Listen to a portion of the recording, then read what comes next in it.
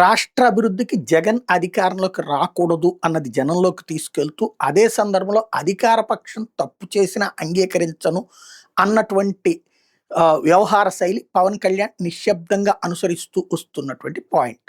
ఒకటి, మొన్న బెల్ట్ షాపుల విషయంలోనైనా, ఇవాళ ఏదైతే భూ వివాదాలలో రాజకీయ నేతల జోక్యమైన పారిశ్రామికవేత్తల్ని బెదిరించే వ్యవహారం మీదనైనా సరే మాట్లాడుకొచ్చింది పవన్ కళ్యాణ్ అదే.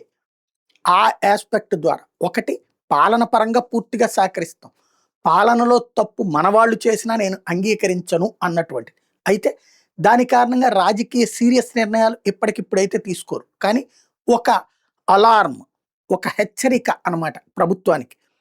నిన్న వెంటనే పవన్ కళ్యాణ్ గారు ఆ మాట అనగానే చంద్రబాబు గారు అధికారులకు చెప్పారు, మీరు ఎవ్వరి జోక్యాన్ని సహించద్దని.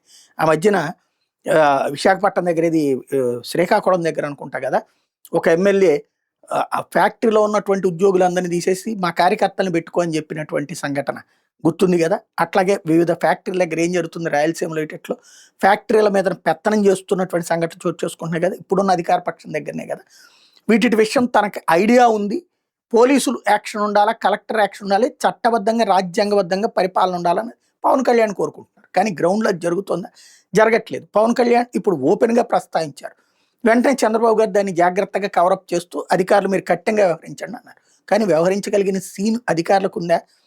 ఎమ్మెల్యే కోరుకున్న అధికారులందరినీ అక్కడ ఇచ్చిన తర్వాత వాళ్ళు ఎమ్మెల్యేకి వ్యతిరేకంగా ఏం యాక్షన్ తీసుకుంటారు? ఆ ఎమ్మెల్యేలు లేకపోతే ఆ ప్రజాప్రతినిధులు, ఆ నాయకులే కదా పరిశ్రమల మీద ఒత్తిడి తెస్తున్నా, లేకపోతే భూములు లాక్కుంటున్నా. ఈ వ్యవహారం అంతా కరప్షన్ని అంగీకరించను అన్నది పవన్ కళ్యాణ్ చెప్పేటటువంటి వైఖరి ఇప్పుడు వీటి ద్వారా. కానీ అది జరుగుతున్న దానికి నాకు సంబంధం లేదని చెప్పే ప్రయత్నం ఆయన చేస్తున్నారు. పబ్లిక్ ప్రభుత్వంలో ఇప్పుడు గతంలో అటల్ బిహారీ వాజ్పేయి ప్రభుత్వం కేంద్రంలో అధికారంలో ఉన్నప్పుడు చంద్రబాబు నాయుడు గారు వాళ్ళతో కలిసి ఉన్నారు. ఇక్కడ జరిగిన లోపం కేంద్రంలో అధికారాన్ని దించేసింది. ఆంధ్రాలో తగ్గిన సీట్లే కేంద్రంలో కాంగ్రెస్ అధికారంలోకి రావడానికి కారణం ఇది 2004. కాబట్టి మనకి సంబంధం లేదు అనుకోవడానికి కుదరదు. అది స్పష్టతను ఉండాలి. ఖచ్చితంగా ఆ యాక్షన్ జరిగేలా ముందుకు రావాలి.